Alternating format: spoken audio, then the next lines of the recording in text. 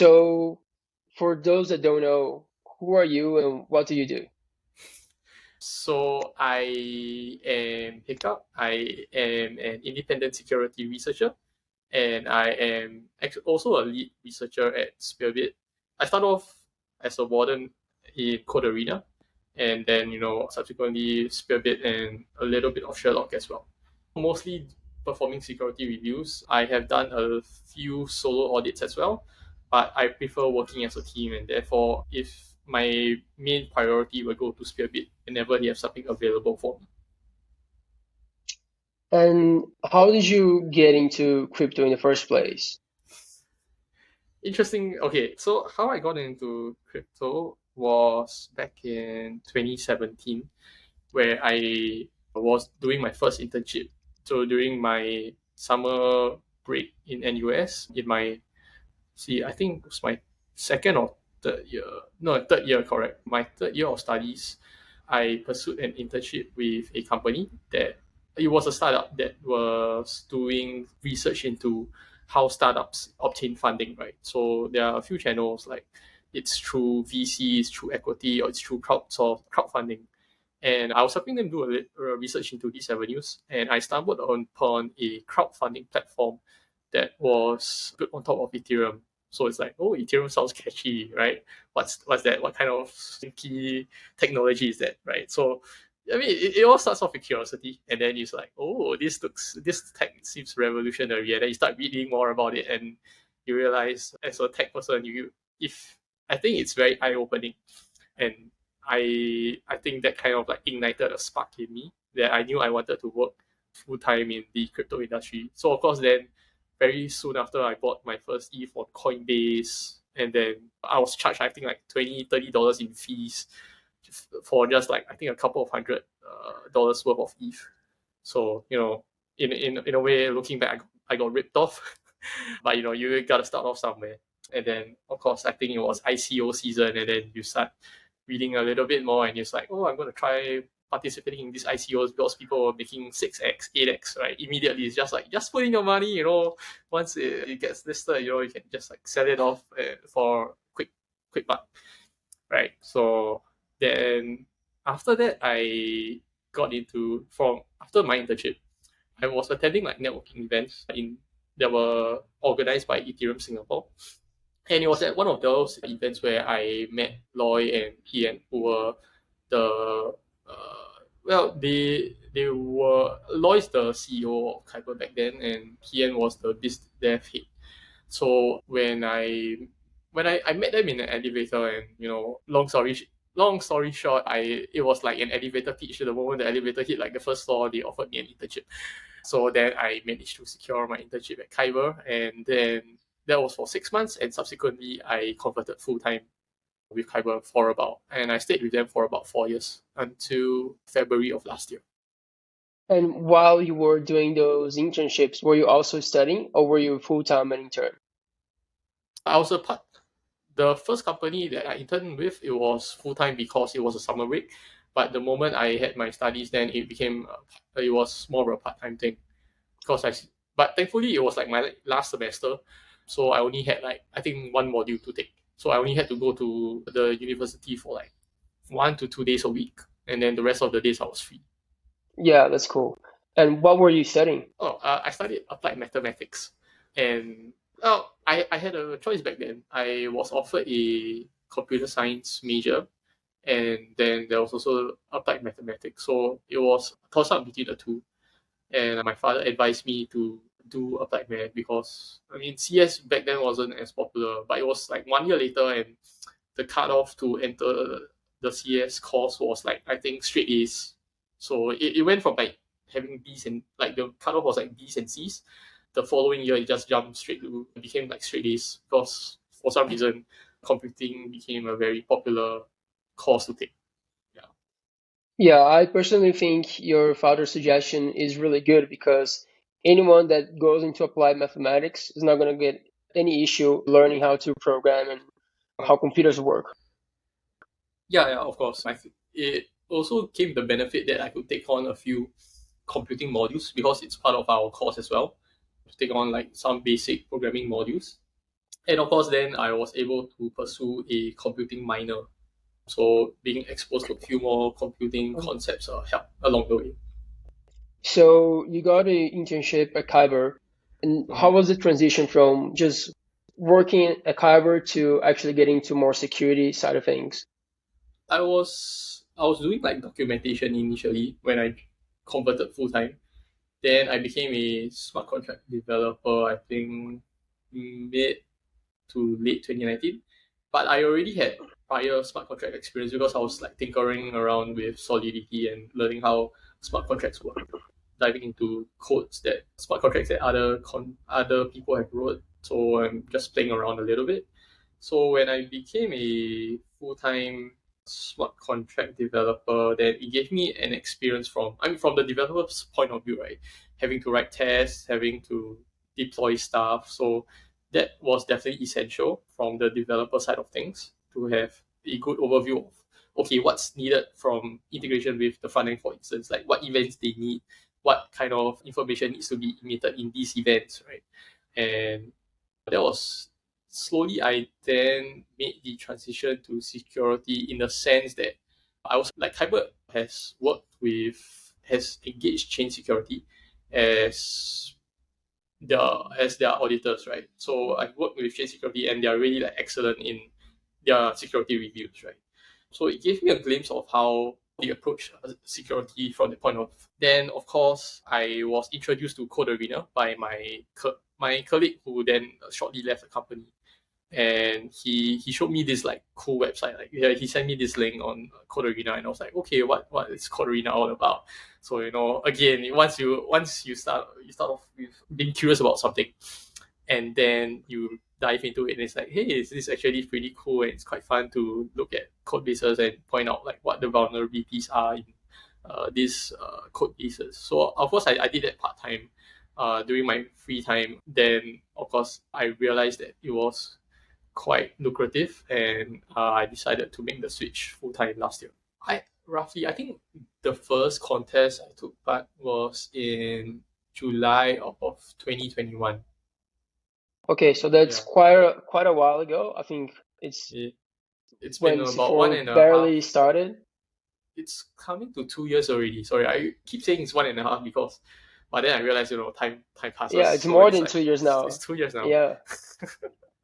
Yeah, Um, time flies. Time really flies. I think if you were to look at the security landscape back then as opposed to what you have now, it's like grown. It's been massive. There's a massive explosion in the number of web3 security researchers you have as opposed to 2 years ago. so how was doing C4 then versus now? What changed in those two So years? so much change, right? First of all, the number of wardens you have. Back then, it was like I would say maybe 30 to 50 people. Each contest would only have maybe at most, I think 20 wardens that participated. So because of that, in terms of reward dilution, it wasn't a lot, right? Like the issues that you submit back then, I think you could submit like a fee on transfer and still get like a couple of $100. Nowadays, if you submit that issue, it's actually you're probably spending a lot more effort submitting that issue as opposed to the reward that you're getting from it.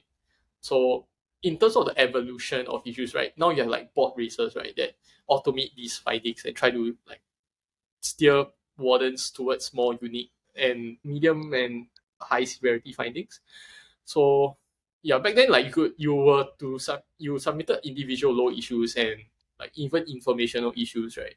So it was very tedious in terms of the judging process. Not that I was involved in it. I joined when they introduced QA reports already as a judge. So I think the process has definitely changed a lot since 2 years ago. Like it's a moving engine and there were a lot of modifications made along the way. Apart from the number of wardens, yeah, I talked about the evolution of the issues. So back then, I think like issues that were commonly found across different code bases, you could still get a good chunk of money from those. But if you were to submit them nowadays, yeah, again, it's not worth the effort anymore, and they've probably been automated away by these bot races.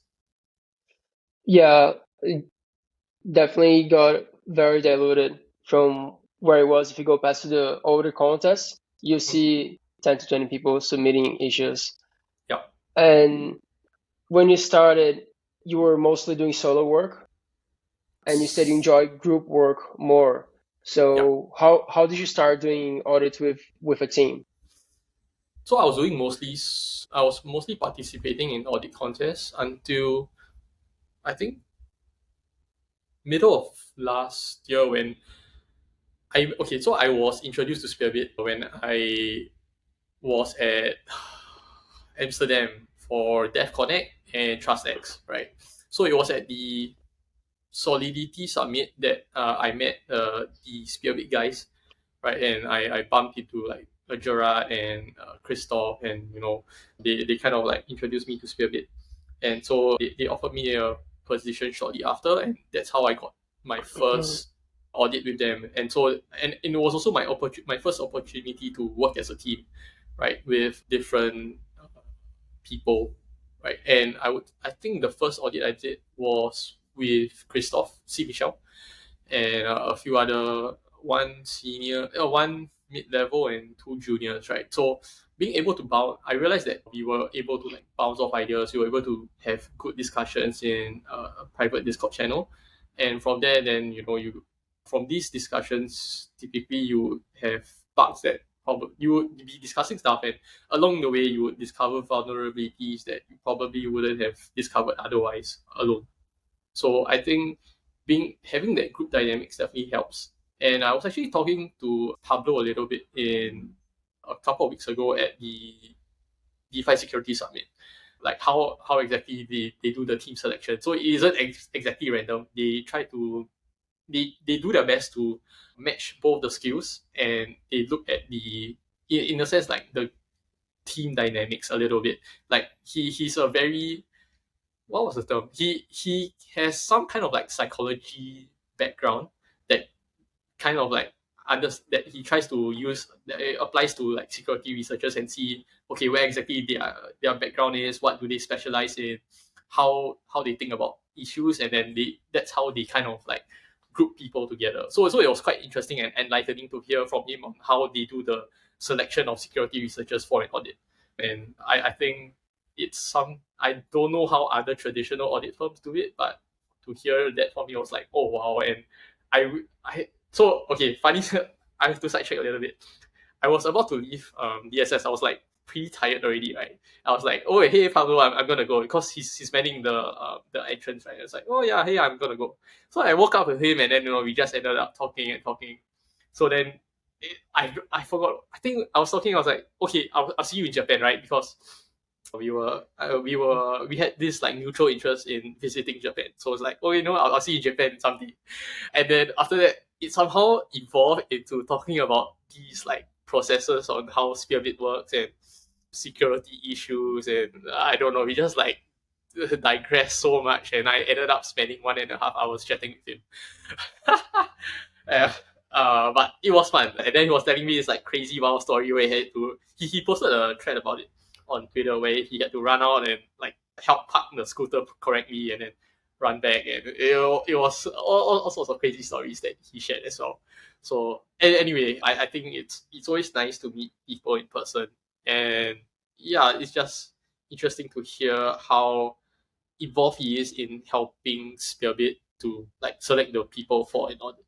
Usually, your auditing process changes over time as you get more experience. So Yeah. if you can touch upon these subjects, it'll be pretty cool. Okay. Yeah. Sure.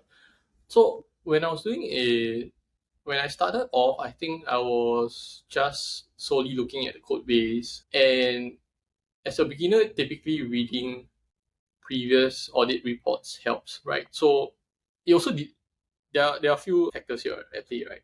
The first is whether or not the project is a fork of an existing project. If it is, then it would be very helpful to take a look at the audit reports that were based on the existing project, and to see what vulnerabilities were discovered and whether or not they are fixed, right? So, for instance, a very popular protocol that is forked is Compound, right? And so you could start by reading the reports of Compound. Could also start to look at vulnerabilities that were discovered along the way on compound, like hacks, for instance, right? And hacks that happen to forks of compound. So an issue typically is reentrancy that happens because of how they handle token transfers, right? So if you use an ERC 777 on as collateral on compound, it's not gonna you're gonna get rugged. You're gonna get hacked, right? And another issue is with what's the other vulnerability with compound? Um, there's like one or two other nuances with compound. Oh, like the ex sushi one, I think it affected compound as well, or was it Aave? Yeah, one or the other, where you could like because of how these value accruing token mechanisms work, you could kind of like exploit it, and then it could leave bad debt for the protocol itself. So having looking understanding past hacks that happen and seeing or not whether it's applicable to the current project, I think it's quite essential, right? So it's a good base to start off with. I didn't do that initially, right? But I think that has helped me along the way whenever I take a look at the project.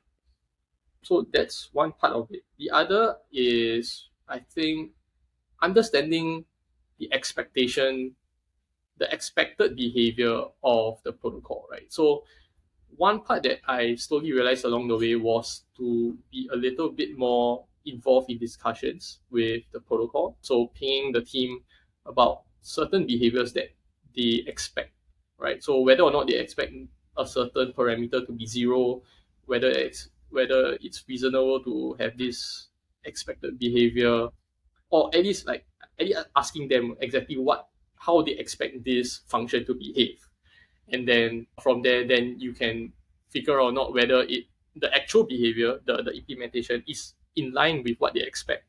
And sometimes it's certain nuances that these certain edge cases that they didn't think of, right? And that's where certain vulnerabilities lie. And that's how you point it out to them. It's like, oh yeah, actually it's not supposed to be this way, right? And that's when they start fixing things. The other part is also integrations. So a big portion of contracts tend to integrate with others. So it's all about composability, right? You're integrating some external protocol. And I realized that more often than not, the dependencies tend to have issues in terms of integrations. There are couple of like integration issues that I've spotted along the way. And so I think it's important to take a look at not just the current the current code base, but also to have a good understanding of DeFi Legos, right? So in Compound, Aave, Uni V2, V3, these are important these are common projects that are integrated or built on top of GMX, and it's another one, right? So having a good understanding of how these protocols work at a very technical level, I think building up that knowledge will go a long way when auditing projects. You never know when this knowledge comes into play. Yeah. So that's another part. The last one I want to talk about is probably documentation. So it's a little bit in line with the first point I had about expected behavior. I think so. Okay, it's both documentation and test. So taking a look at the test helps you to ascertain whether or not the behavior is expected. Sometimes you think it's a vulnerability, but you take a look at the test, then it's actually covered there. But then again, it's still good to clarify with developers whether or not they really expect it to be this way. The other point about documentation is inline comments. So through the life cycle of the development of a product, function implementations tend to change, but inline comments don't. They forget to update it, or they push it to until they are almost ready for audit. It's like, okay, I'm going to do it when I'm close to audits, right? Typically, they tend to leave out, or if because you have like so many things to change along the way, then you realize that you there's usually one or two things that they missed out on, or sometimes it's just a wrong comment on, or the comment could be clarified better, it could be simplified. So although they are typically informational or low issues, but I think it helps to having help the teams polish these things up. I think it's in a way it's a value added service that I think developers appreciate. So Yeah, I agree that once if the code is clean, it's a lot easier to find proper vulnerabilities because you don't have to spend time on the low stuff. mhm. And Yeah, absolutely. how does your process currently look like? Do you go first line by line? Do you first read the documentation? Do you just dive straight into the code? How you approach the audit from the start?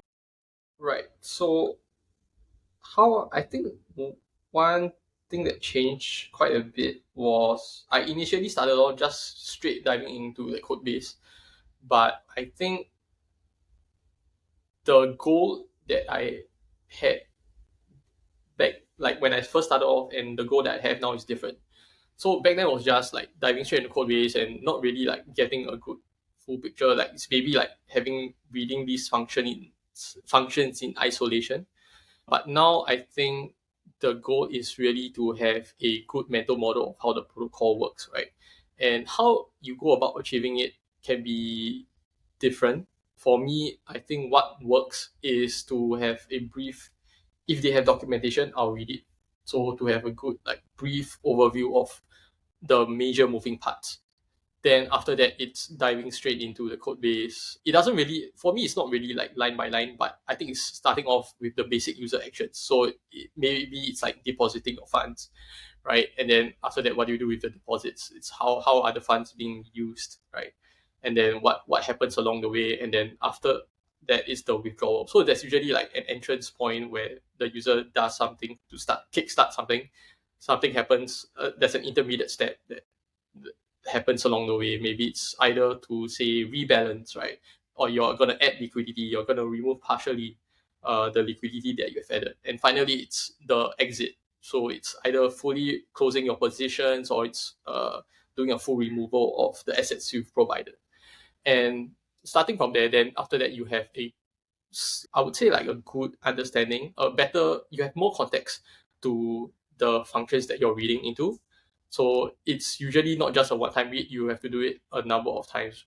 But each time you do it, you have better context. So I think a good analogy is like video games. So if you're playing like, let's say, Mario, or okay, I was playing like Ghost of Tsushima, right? So maybe that's not a great example. Let me think of, yeah, I think I'll stick with the Mario instance, right? So of course you could like you're playing like say the first stage, right, and you pass it the first time, and of course you reach the end goal, right? But then there are like you don't get 100%, right? There are like certain jumps where you're supposed to get like the golden star, for instance, but you don't get it the first time round, right? So you replay it again, or maybe you failed at this like stage, you failed at like 75%, right? So you go back and try again, and then you realize, okay, I'm supposed to jump here, I'm supposed to avoid this shell. So that's when you have additional context when you're playing the game, because you realize, okay, you're not supposed to do this, I'm going to step right here, I'm going to step left here. So that same like concept of redoing things applies to the code base, because you have better understanding. It's like, okay, I know why why the developers chose not to do this, or why they chose to do this way, right? So of course sometimes they have the inline comments for it, but sometimes they don't. So then that provides that additional context, gives perspective of why they chose the design choices that they've made. And sometimes it's not articulated in the documentation, but it's only from reading it multiple times. And with better context, I think that helps to understand the business logic better, and therefore point out vulnerabilities on where the deviations are. Yeah, I think that's a great analogy actually.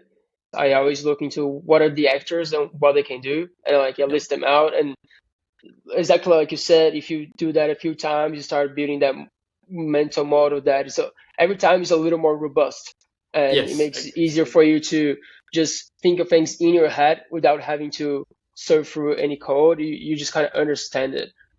Yeah. The other thing that I realized was not to stare at the computer screen like 8 hours a day. I think it's important to do passive thinking. So meaning like go to the gym, right? Like do something that takes on let your mind like think of what ifs, right? And maybe it could be like doing household chores when you're doing the laundry, when you're ironing clothes, right? And then you just think along the way when you're doing that action, you let your mind think of like possible scenarios, and you think of like, okay, what if this guy does this thing? Or it's like, oh, did I consider the case where the the amount is zero? Did I consider this? Did I consider that? And I've realized quite a number of times that when I'm when I'm doing that this like passive thinking, it has enabled me to find vulnerabilities that I probably wouldn't have found. Yeah. So the idea of not looking at the screen, not like actively, not actively looking at the code base, I think is also another key aspect to my auditing process.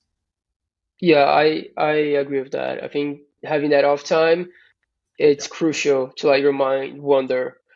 And yeah, and sometimes unexpectedly you're like, whoa, I just figured something out. And then yeah. you run to the computer and you check it and it's true and you're like, yes, I got it. Yeah, exactly. So when there's that rush of adrenaline that you get when you find a vulnerability that you could validate. So it's like, yes, I found a crit. Yeah, I think the sweetest kind of vulnerability is the ones that you find when you're away from the computer that you have to run and check Yeah, before yeah. you Then you're like forget. running and it's like, That's my favorite type. yeah. And I know you specialize in indexes and more in Hmm. DeFi in general. Why did you end up specializing in that aspect of auditing, and how Um. did that happen? So I think this applies to my applied mathematics background, right? So if you look at DeFi, finance has math into it, right? And I think it's something that a number of I wouldn't say like many, but probably a few security researchers try to avoid, like they try to avoid like looking at the complex math because it's complex, right?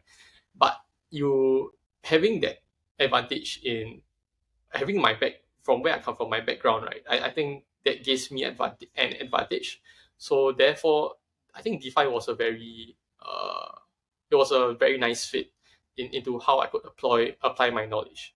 But then again, I mean, it's probably only like maybe like 5% of what I've learned, right? I think you can get away with understanding calculus, and then you look at the exchange rate, and then, like Uniswap, for instance, like X times Y equal K, right? Like it's not difficult, but then having understanding computational math on, or having taken a course in numerical analysis on approximations, right? So how do you approximate formulas and where the errors can be, right? So when you're doing like logarithmic math in Solidity, right, then what are the is the approximations correct, right? Uniswap V3, for instance, I think they do, I think, square root, right? Square root price math. They have a square root price math library. So it was quite fun to dive into that library and to understand the tricks that they use, like hard coding certain like instead of like doing the computations on chain, you calculate certain constants off chain, and then you just hard code those numbers in. So I think that's quite nice, and it's probably a trick that can be applied into if you're doing like some like complex calculations.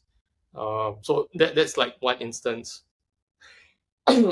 Again, let's. I think nowadays we have growing DeFi like derivatives. I think it's a growing aspect and an area where you start to see more projects diving into. So like perpetuals, popularity of GMX, for instance. I think being having a good understanding of financial instruments, I think that will give an advantage as well. And of course, these are also quite a little heavier on math, right? So again, it's applicable to my background. Therefore, I think with the advantage and it gives me, I think it only makes sense to specialize in it. So, what kind of math would you recommend for auditors to become proficient at? One area I talked about was numerical analysis, understanding approximations, um, how you approximate, say, the how is it Taylor's formula, for instance, right? It's not just one. It's just an example, but understanding how approximations work, because you have the very nice theoretical formula, right? E, I think it's E minus E to the power of minus X equals to, then you have this like nice formula. That's one thing. The other part is having a good understanding of calculus. I think with curves, like if you see like pricing curves, right, they tend to be a little bit more advanced, right? So understanding like the how is it, derivation, right? And I would lesser portion use in the integration, but the derivations, having a good a fundamental understanding of that helps. And nowadays you also have ZK coming up, so having and it deals quite heavily with elliptic curves, right? So understanding elliptic curves a little bit, understanding linear algebra, I think those are very key aspects into. They are important prerequisites before you look into zero knowledge. Do you have any resources that you could share where people can learn a bit of numerical methods, a bit of calculus, mostly derivatives, and also the ones related to Ooh. ZK? For okay, so I dive a little bit into ZK, and if you see my pinned tweet on my Twitter account, you can look at the journey that I took. I think it could be interesting because the quality of the resource you learn from can significantly increase the speed that you can take that content on. Yep. So I think having good resources, it's such a cheat code. Oh yeah, yeah, for sure, for sure. Yeah, having like a resource that helps simplify the concepts, making it simple to understand for the layman. I think that is really vastly underappreciated. Yeah. And why did you get into ZK in the first place? I think it was a goal for me at the start of this year. I saw that a number like ZK was becoming popular. So as a security researcher, I think it's important to continue to be relevant. And also it's also curiosity, right? As you can see, like as I explained my journey, it like I think a key part throughout these years has always been you have to start off being curious, trying to understand why things work a certain way, right? Why or and like playing around with stuff, right? I think it all stems from the desire to understand why things work and just be curious, right? So again, why I started off with ZK was because number one, I was curious about it. Like I wanted to understand the technology, the inner workings of it, and also to keep myself relevant as a security researcher because you never know when if you start to see more and more zero knowledge applications being built, then they would need to be audited. So then the question is, okay, what is the prerequisite knowledge that I need to audit these applications? So that's why I started learning ZK. And how was that learning curve like? I felt it was a little challenging. It was quite abstract. Like I would say maybe 70 to 80% of what I learned on ZK is probably not very it probably won't be used in the development or a ZK application. So I think what would have helped my journey and what would probably help a lot of people is to develop a ZK application. So then you only learn, essentially it's on the job training. You learn the parts that you need to know, right? And of course, then in your free time when you want to explore other areas of like it's like a black box thing, right? So maybe you understand, okay, I need this portion, so you learn the knowledge about it, but you don't understand the black box itself. So when in your free time, then you explore what the black box actually does, and I think that it unlocks a better it unlocks knowledge and helps you better understand the system as a whole. And do you think the black box knowledge is crucial to doing the audits or something that you can get away with not having? I've not done a zero knowledge audit, so I cannot say for certain whether or not you can get away with it. Probably good to work with people who are experienced already, either developing ZK applications or they have audited ZK applications to share more insight on it. But of course, just being able to work with them, I think that will go a long way into them pointing you in the right directions on what you need to Yeah. learn, for sure. And how long for someone that's not a graduate in applied mathematics, for a regular human being, or at least Mm-hmm. a regular smart contract auditor, how Mm-hmm. long do you think it would take for them to get up to speed to be able to get into ZK in math wise? Let's say they go full It, time and they dedicate all their time to learning ZK. I would say probably a few months, but it depends on how much exposure you have gotten into math already. So like let's say you have certain knowledge about calculus. I think that's one part. But if you had like zero knowledge about calculus, right, then you have to start off with that first, right, before you look into linear algebra and then after that elliptic curve. So it's everybody has a different starting point. So if I were to take the extreme of, let's say you have zero knowledge about, like, you only know like basic multiplication and divisions and rounding down of solidity, then I would say maybe 3 to 4 months Hmm. of like full time looking, getting your on getting the fundamentals right first, and then after that diving into ZK. I know you have a couple cool stories that I want to dive into. I think we can start off with the index finance hack and your involvement in discovering the hacker. Yeah, sure thing. So the index finance one, let's see where did it start. Okay, so it started, or like the index finance already got hacked, right?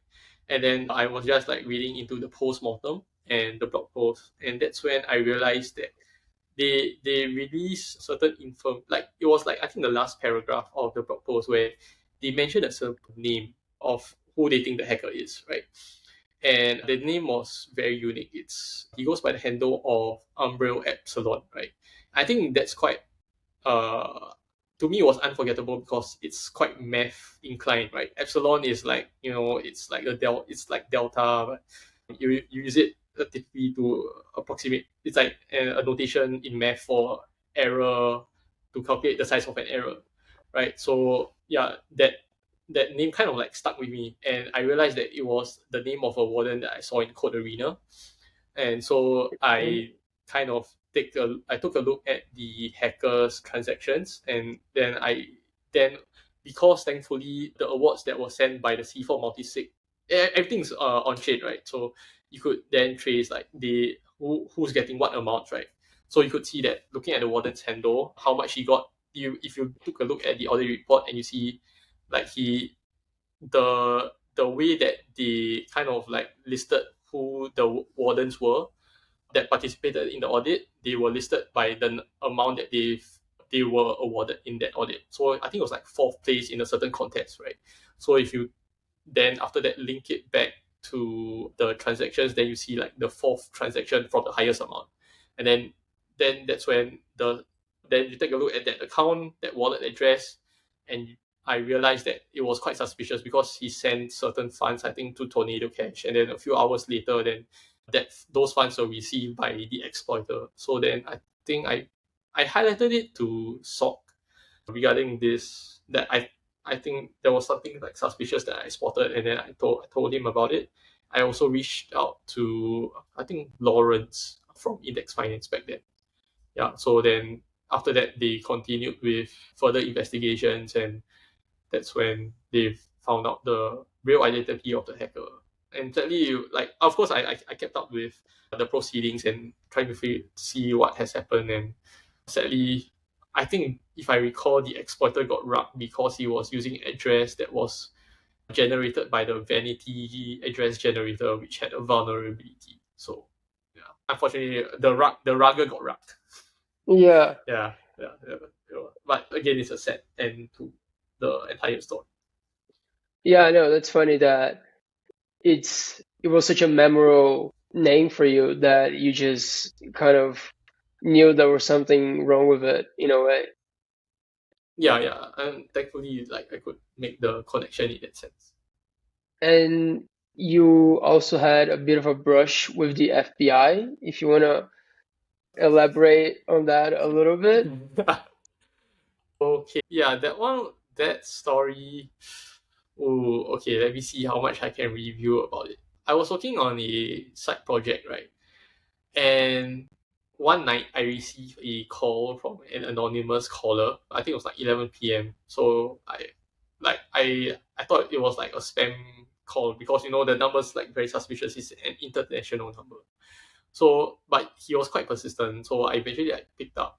I think the second or third time he called, and then that's when I was like, he said something like, "Stop moving the funds, stop moving the funds." So I was like, okay. My first thought was, funds, like what funds?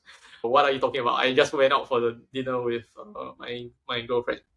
But still, it's like, are you this guy? Are you from like Kyber? I was like, yeah, that's me. It's like, yeah, just stop moving the funds. It's like, okay.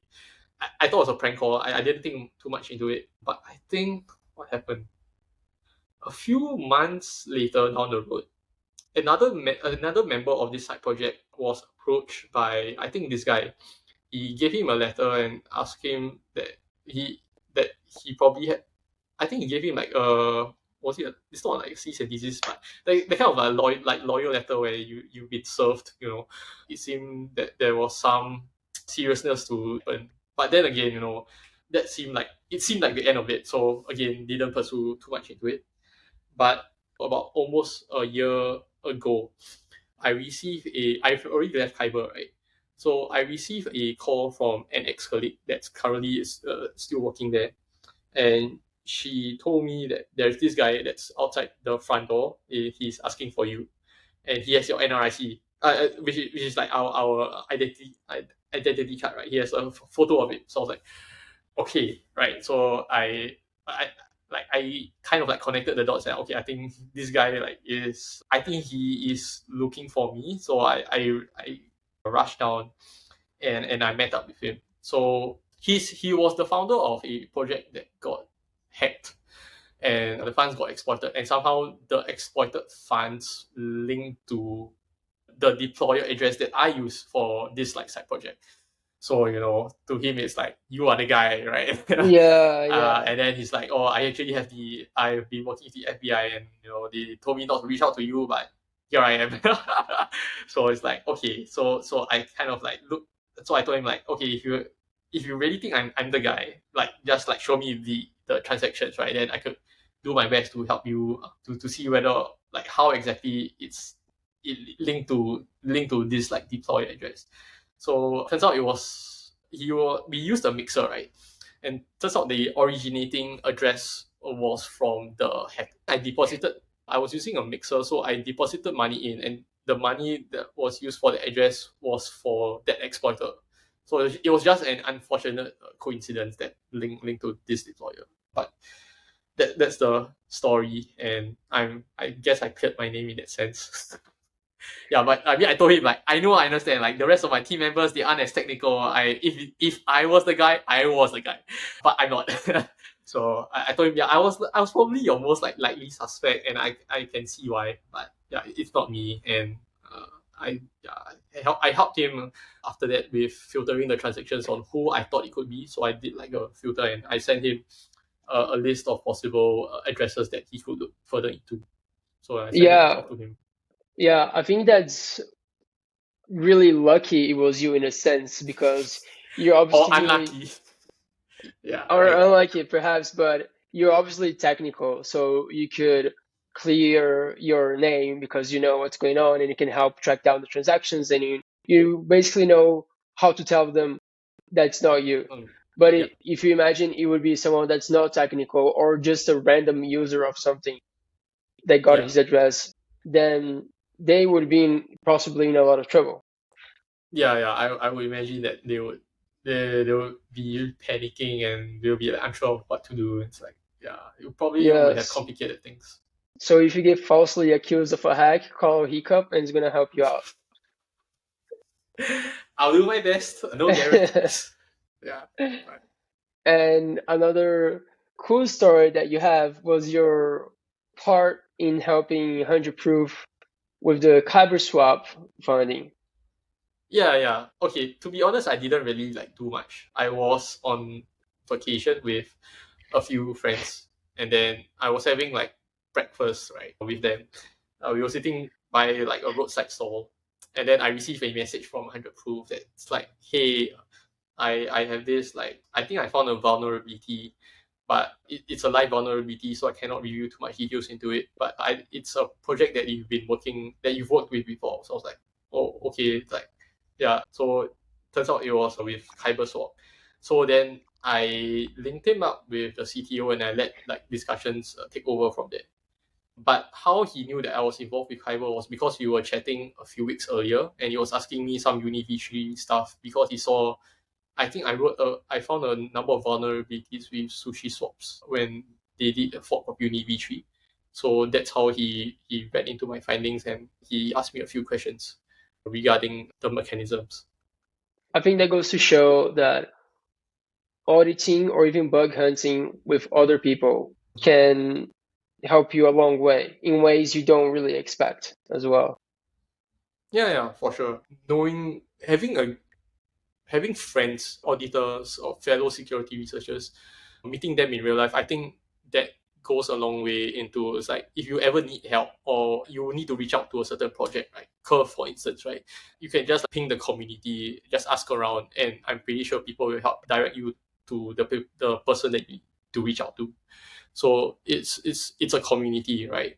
Everybody, I think most people that I met at the DeFi Security Summit, they were like very nice people. But of course, online, they could be like flaming each other. They're shooting like they're like mudslinging at each other, right? But then in real life, they're like, oh, they actually seem quite tame.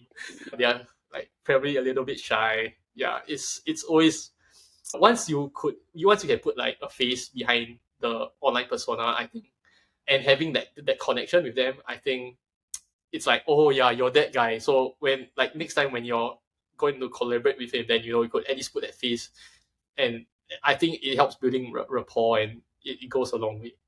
Yeah, for sure. And speaking of heated debates, what is your take on the traditional audits versus the contest audits that they Okay, that was a very spicy panel. I'm not sure if I want to throw my comments around, but I told Rajiv that number one, the panel was too short.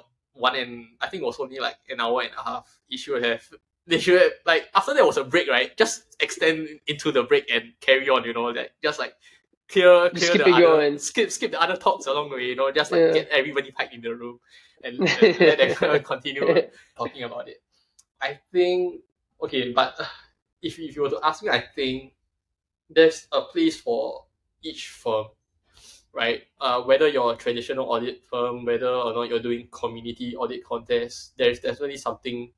There's enough space for everyone. There is no right and wrong answer. It really depends on the client's budget, right? If you have, again, if I think someone pointed it out that if you had unlimited money, you just go to everyone because it's the idea of Swiss cheese layering, right? So you have like Swiss layers of Swiss cheese. Some holes good, some holes means like some vulnerabilities get through, but it's caught by someone else, right? So if you have the money, then you could engage everyone. But of course, we know that is unrealistic. It's not possible. So then I think a mix and match of probably some of these avenues would work.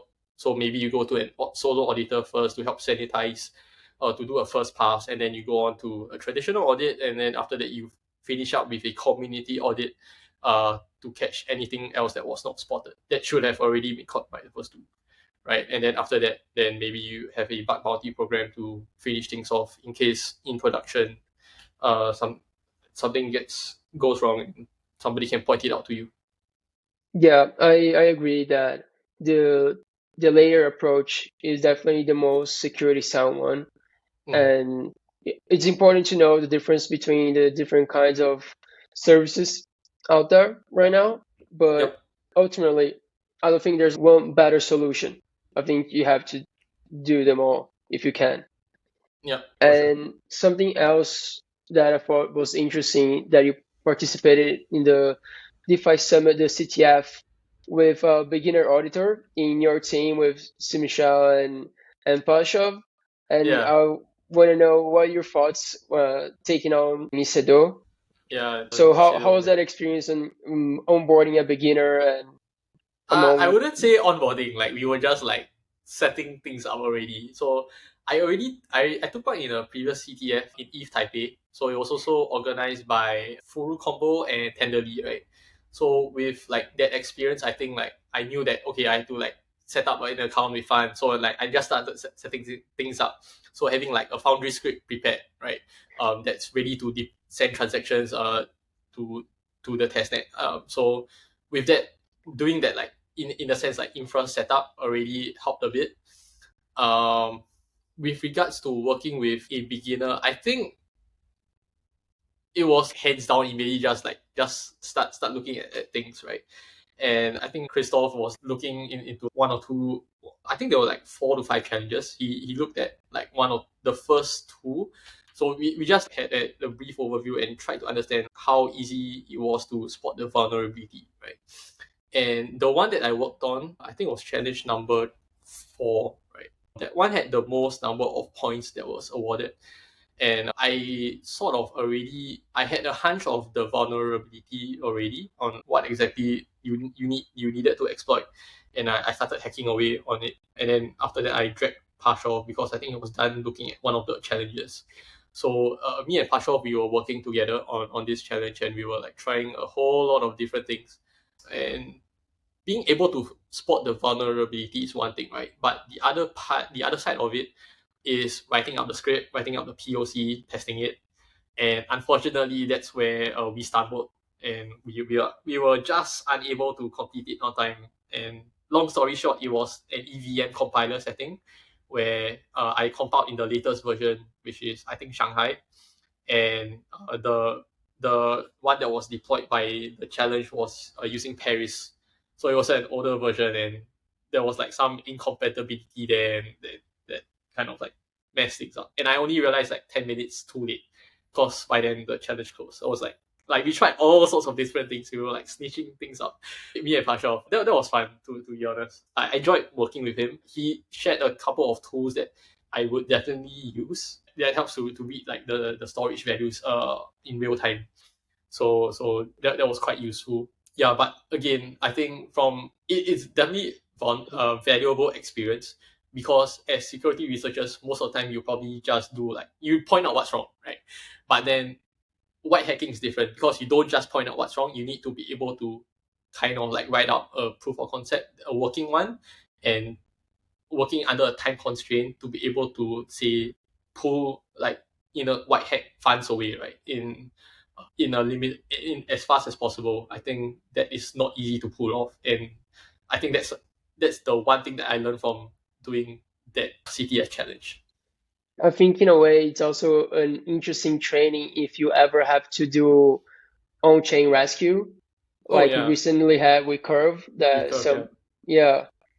And as time goes by, I think there'll be people that specialize in those sort of scenarios where something is happening and you have to be quick and be fast and know how to get things Yep, like perfect absolutely. one try.